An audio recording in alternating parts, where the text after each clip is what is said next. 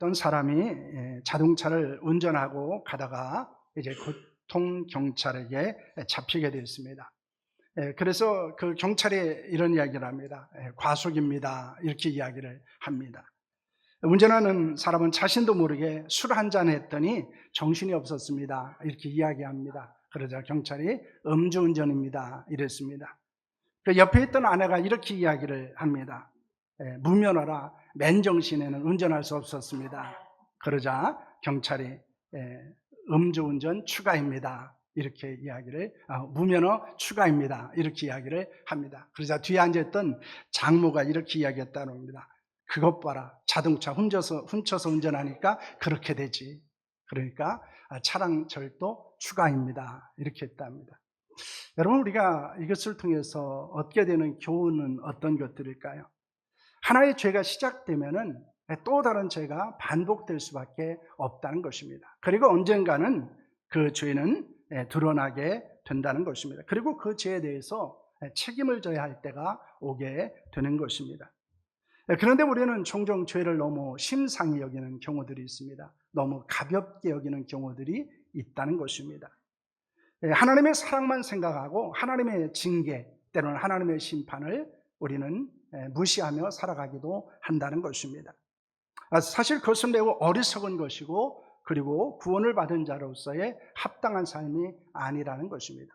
어쩌면 우리가 현대 그리스도인들에게서 중요한 것 중에 하나, 그리고 회복해야 되는 것 중에 하나는 하나님에 대한 거룩한 두려움일 수 있다는 것입니다. 하나님의 심판에 대한 두려움입니다.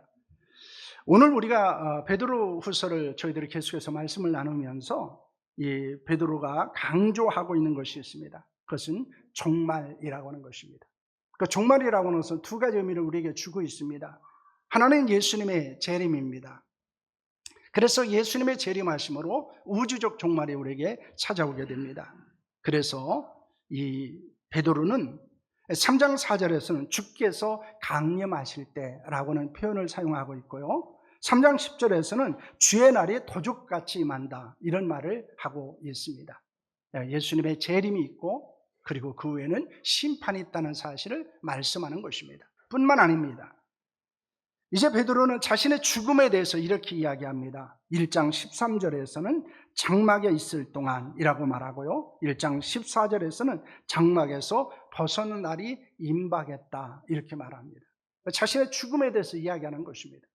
우리는 언젠가 죽을 것입니다. 그리고 때로는 예수님의 재림을 맞이하게 될 것입니다. 그때 우리는 하나님 앞에 서게 될 것입니다. 그리고 하나님 앞에서 심판을 받게 될 것입니다. 우리는 이것을 항상 염두에 두고 살아야 한다는 겁니다. 예수님의 재림하고 종말이 올 수도 있고, 우리가 죽어서 하나님 앞에 설 때가 있다는 사실을 우리는 잊지 않아야 한다는 것입니다. 그때 우리는 하나님께 심판을 받게 될 것입니다. 여러분, 그리스도는 어떤 사람이라고 말하고 있습니까? 베드로는 보배로운 믿음을 가진 사람이고 보배로운 약속을 받은 사람이라고 말합니다. 그러면서 하나님의 성품에 참여하는 자가 되라고 권면을 하고 있습니다. 그런데 그렇게 하나님의 성품에 참여한 자로 살아가기 위해서 우리는 저절로 그렇게 되는 것이 아니고, 우리가 신앙생활을 한다고 하는 것은 그냥 자연스럽게 되는 것이 아니라는 것입니다. 많은 역적 시험이 있고 미혹이 있고 유혹이 있는데, 그것을 우리가 잘 극복해야 된다는 것에 대해서 말씀을 하고 있습니다. 그래서 우리는 끊임없는 그런 영적 시험이라든가 미혹이라든가 유혹에 직면하게 됩니다. 그 속에서 넘어지는 사람들도 있고, 오히려 그것을 성장이나 때로는 변화의 기회로 삼는 사람들도 있다고 하는 것입니다. 여러분은 어떻습니까? 여러분에게는 어떤 시험이 있고 어떤 미혹이 있고, 그리고 유혹들을 있습니까? 여러분, 그것을 여러분은 어떻게 하고 있습니까? 때로는 그것 때문에 끊임없이 넘어지고 쓰러지는 연약한 모습을 가지고 있습니까? 아니면 그것을 뛰어넘는 하나님의 은혜를 경험하고, 오히려 그것 때문에 여러분들이 더 온전해지고 더 건강한 그리스도인이 되어가고 있습니까? 우리는 그 모든 것들을 극복하고 신앙생활을 해야 될 뿐만 아니라, 우리는 하나님 앞에 서게 된다고 하는 사실, 그리고 하나님 앞에서 심판을 받게 된다는 것을 우리는 잊지 않아야 한다는 것입니다. 그래서 베드로는 무엇을 이야기하고 있습니까? 구약 성경의 예로 들어서 하나님의 심판에 관하여 언급을 하고 있습니다. 하나님의 심판을 받은 존재는 누구였습니까? 첫째는 범죄한 천사입니다. 여러분 4절 말씀을 보시기를 바랍니다. 함께합니다. 하나님의 범죄한 천사들을 용서하지 아니하시고 지옥에 던져 어두운 구덩이에 두어 심판 때까지 지키게 하셨으며 라는 말씀을 합니다. 하나님은 범죄한 천사를 용서하지 않으셨습니다. 그들을 지옥 어두운 곳에 던져 가두고 마지막 심판의 날까지 지키게 하셨습니다. 여러분 천사는 하나님의 명령을 받아 활동하는 영적 존재였습니다. 그런데 그 천사가 타락을 하게 되었다라고 말하고 있습니다. 일반적으로 그 범죄한 천사, 타락한 천사를 가리켜서 이제 루시퍼, 때로는 마귀, 사탄이라고 말하고 있습니다. 그래서 일반적으로 이 사탄이라고 하는 것은 단수로 사용됩니다. 성경에서.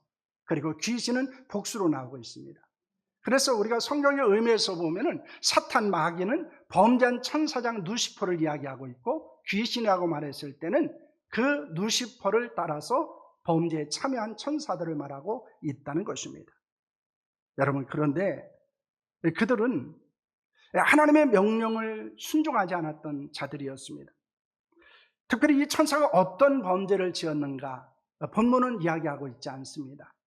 그런데 유다서 1장 6절의 말씀을 우리는 보면은 그 천사가 어떤 범죄를 범했는지를 우리가 보여주고 있습니다. 함께합니다. 또 자기를 지위를 지키지 아니하고 자기 처소를 떠나는 천사들을 큰날의 심판 때까지 영원한 결박으로 흑암에 가두셨으며 라는 말씀을 합니다. 자기 지위를 지키지 않았다.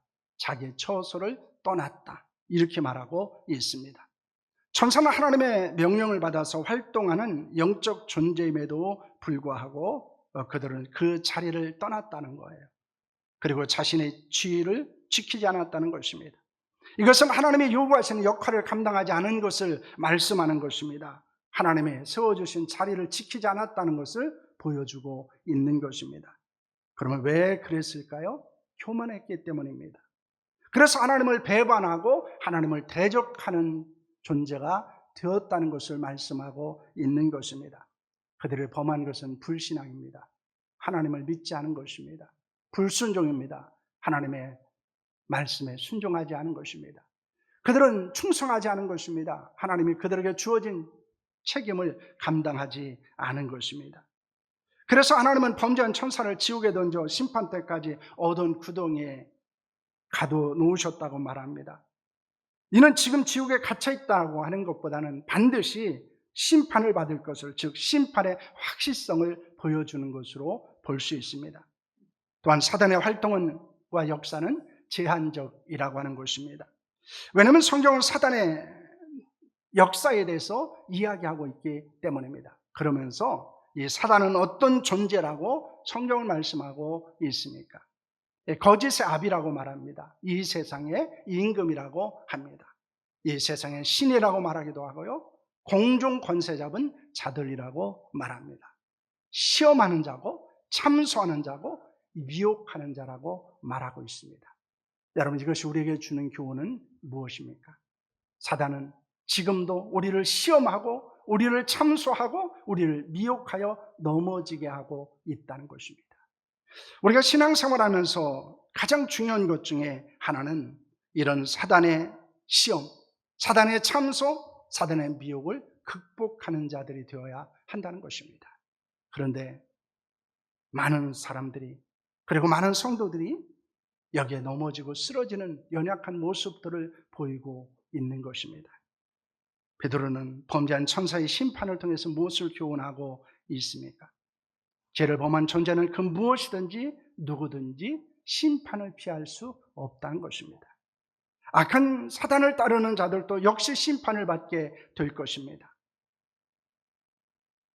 그러므로 사단의 시험과 미혹과 유혹에 넘어지지 않아야 한다는 것입니다. 공중 권세 잡은 자를 따르면 어떻게 살아가게 됩니까? 육체의 욕심에 집착하게 됩니다. 육체의 마음이 원하는 대로 살게 됩니다. 우리는 그렇게 사는 자들이 아니라 성령을 따라 살고 성령의 소욕을 추구하는 자들로 살아야 합니다. 바로 그것이 영의 일을 하는 것이고 하나님이 원하시고 기뻐하시는 삶을 살아간다는 사실을 여러분 믿으시기를 바랍니다. 우리가 하나님의 심판을 준비하기 위해서 필요한 것이 있습니다. 그것은 사단의 시험, 미혹, 유혹을 견뎌내는 자들이 되어야 한다는 것입니다. 그럴 때 우리는 하나님의 심판대 앞에 섰을 때 부끄럽지 않은 자로 서게 된다는 사실을 믿으시기를 바랍니다. 두 번째는 노아 시대에 경건하지 않은 사람입니다. 5절 말씀을 보시기를 바랍니다. 함께합니다. 옛 세상을 용서하지 아니하시고 오직 의를 전파하는 노아와 그 7 식구를 보존하시고 경건하지 않은 자를 세상에 홍수로 내리셨으며 라는 말씀을 합니다. 베드로는 창세기 6장에서 8장에 노아 시대에 있었던 죄악과 홍수 심판을 언급하고 있습니다. 하나님은 옛 세상을 용서하지 않았습니다. 그들을 경건하지 않게 살았습니다. 하나님은 옛 세상을 홍수로 심판하셨습니다. 하나님의 심판을 받게 된 죄악을 무엇이라고 성경은 말씀하고 있습니까? 창세기 6장 5절 11절 말씀입니다. 함께합니다. 여호와께서 사람의 죄악이 세상에 가득함과 그의 마음으로 생각하는 모든 계획이 항상 악할 뿐임을 보시고 그때 온 땅이 하나님 앞에 부패하여 포악함이 땅에 가득한지라 라고는 말씀을 하고 있습니다. 여러분, 여기에서 우리가 주의 깊게 봐야 될 단어들이 있습니다. 부패했다, 포악했다, 땅에 가득했다 라는 것입니다. 죄악이 세상에 가득했다. 그의 마음으로 생각하는 모든 계획이 항상 악할 뿐이다 라는 말씀을 우리는 주의 깊게 봐야 한다는 것입니다. 여러분, 그들은 부패하고 하나님을 멸시하여 무시했습니다. 그래서 우리의 마음이 부패하면 나타나는 것 중에 하나가 무엇일까요? 하나님을 멸시하는 것입니다. 하나님을 무시하는 것입니다. 뿐만 아니라 그들은 포악했습니다. 여러분, 이 포악하다는 단어는 강도, 살인, 약탈, 강간 이런 악행을 사용할 때 사용하는 단어이기도 합니다.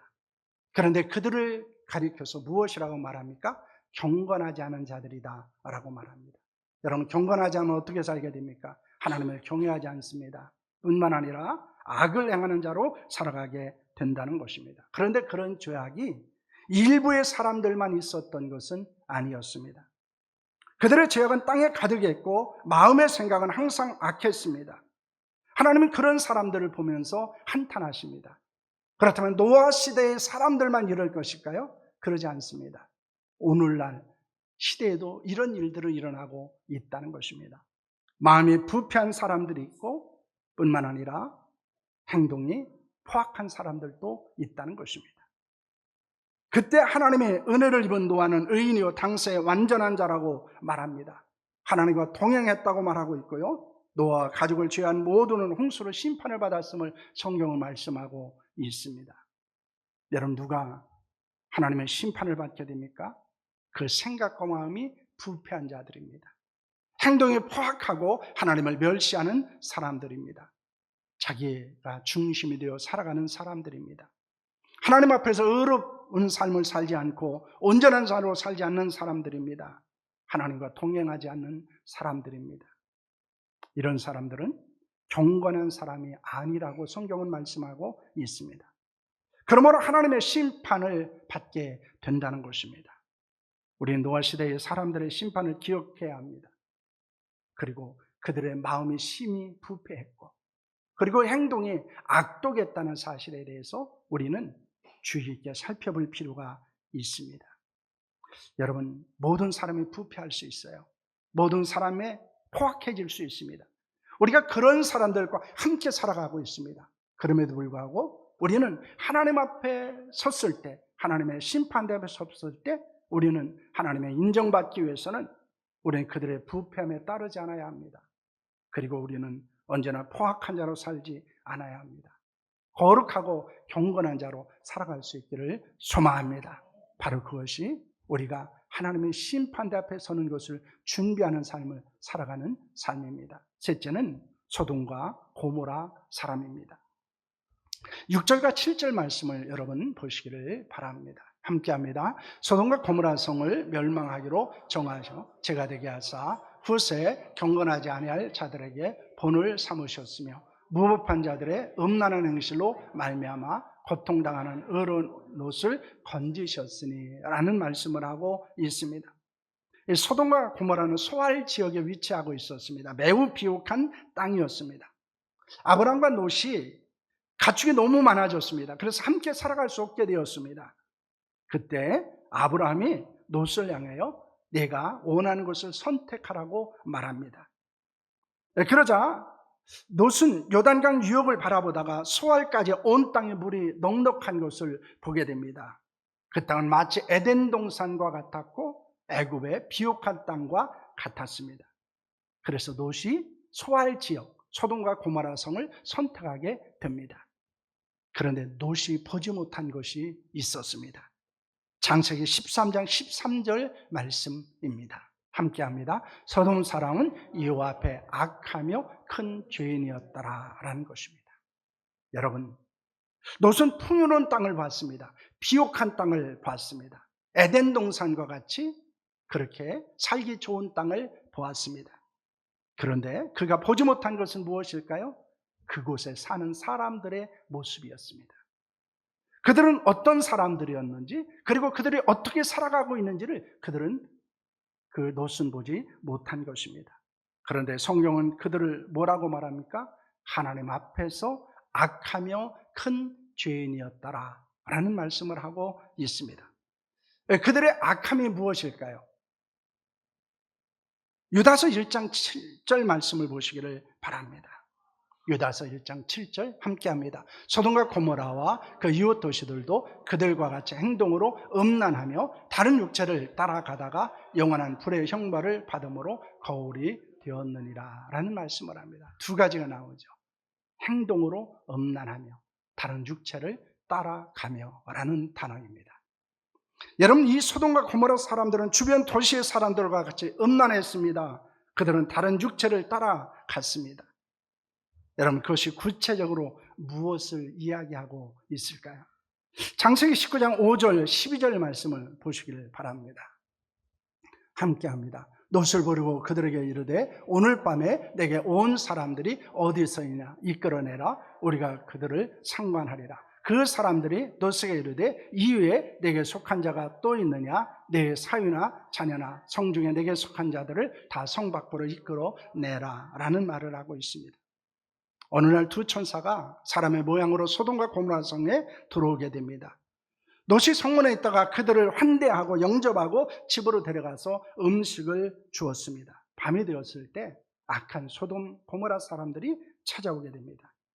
그리고 그들을 상관할 수 있도록 내달라고 말합니다. 여기서 이 상관이라고 하는 단어는 히브리어로 야다라는 단어입니다. 알다라는 단어예요. 그런데 특별히 이것은 관념적이고 지식적인 알미 아니고 몸으로 체험해서 알아가는 것을 이야기하고 있는 것입니다.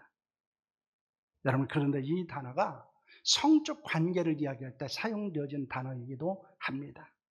소돔 사람들이 그들과 상관하겠다는 것은 무엇입니까? 그들과 성적 관계를 맺기 위해서 내어달라는 것입니다.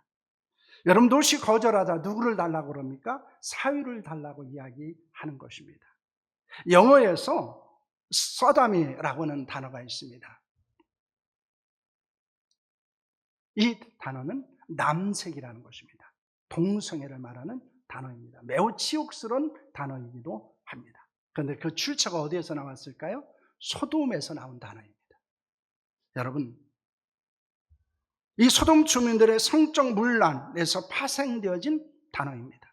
그것은 하나님의 창조 질서와 모세 율법과 그리고 인간의 본성에 어긋나는 죄를 말하고 있습니다. 그런 악행이 소돔과 고모라에 일어나고 있었고 그일로 인해서 불과 유황으로 심판을 받게 되었음을 경고하고 있는 것입니다. 여러분, 하나님은 우리가 창조와 가정의 질서를 따라 살아가기를 원하십니다. 뿐만 아니라 육체의 쾌락을 따라 살아가는 자들이 아니라 성령의 지배를 받는 삶을 원하신다는 것입니다. 타락과 음란한 세상에서 성결한 하나님의 사람으로 살아가기를 원하시는 줄로 믿으시기를 바랍니다. 여러분, 우리는 베드로가 이 세 가지를 하나님의 심판에서 언급하는 것을 주목할 필요가 있습니다. 전세의 타락 뿐만 아니라 또한 그들에게 일어났던 노아 시대에 경건하지 않은 사람들의 심판, 그리고 소돔과 고모라의 심판을 우리는 주목해야 합니다. 특별히 하나님께서 심판하신 것은 무엇을 위한 것임을 보여주고 있습니까? 6절 말씀을 보시길 바랍니다. 함께합니다. 소돔과 고모라 성을 멸망하시로 정하여 제가 되게 하사 후에 경건하지 아니한 자들에게 본을 삼으셨으며 라는 말을 합니다. 본을 삼으셨다, 이렇게 말합니다.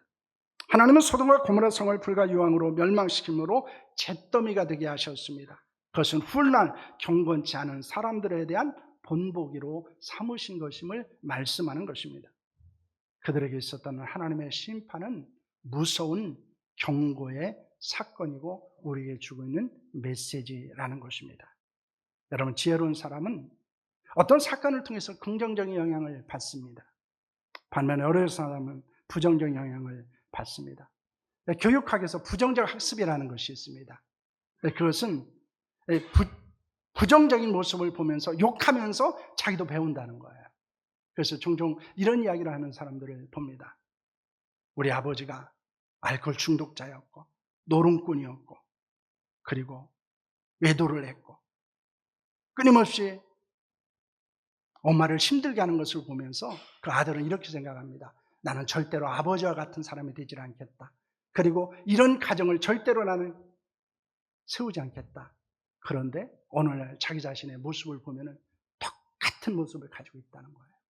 아버지와 똑같이 알코올 중독자고 외도하고 있고 노름하고 있고 끊임없이 아내와 다투고 있고 그것이 또 다른 자녀들에게 상처를 주는 모습으로 살아가고 있는 모습을 보게 된다는 것입니다. 교회 안에서도 마찬가지예요. 교회 안에서 자라는 아이들이 이런 생각을 갖습니다. 나는 저런 장로님이 되지 않을 거야. 나는 저런 권사님이 되지 않을 거야. 그렇게 살아갑니다. 나는 헌신적이고 순종하고 겸손한 하나님의 사람으로 교회를 섬기는 자가 되겠다고 말합니다. 근데 어느 날 장로가 돼서 보니까 자신이 똑같아요.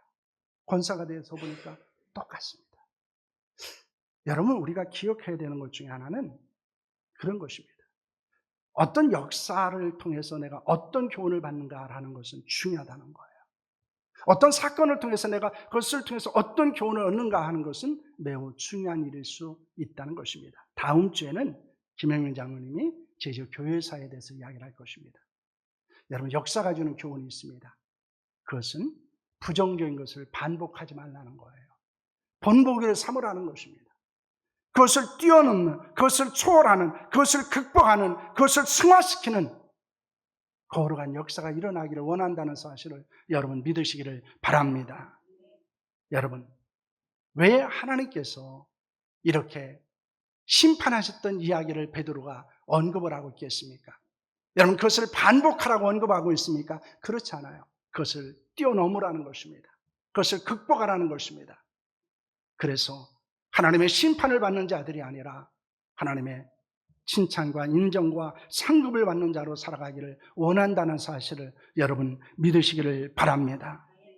여러분, 그렇다면 어떻게 해야 될까요? 교만하지 말아야 됩니다. 겸손해야 돼요. 여러분, 내게 주어진 자리와 직분에 충성해야 됩니다. 하나님의 내게 주신 직분이 있어요. 내가 지켜야 될 자리가 있습니다. 그걸 떠나시면 안 돼요. 그걸 지켜야 됩니다. 뿐만 아니라 하나님과 동행하며 거룩하게 살아야 됩니다. 하나님이 주신 창조와 가정의 질서를 지키며 성결하게 살아야 합니다. 그럴 때 우리는 하나님의 징계와 심판이 아니라 칭찬과 인정을 받을 수 있는 줄로 믿습니다. 여러분, 실수나 실패를 통해서 우리는 배우는 자가 되어야 합니다. 역사가 주는 메시지도 있고요. 또 우리가 범했던 실수나 실패도 있습니다. 그것을 통해서 우리는 배우는 자들이 되어야 합니다. 그것을 통해서 우리는 좀 더 성장하는 자들이 되어야 한다는 것을 여러분 기억할 수 있기를 바랍니다. 명심하십시오. 하나님의 심판은 반드시 있습니다.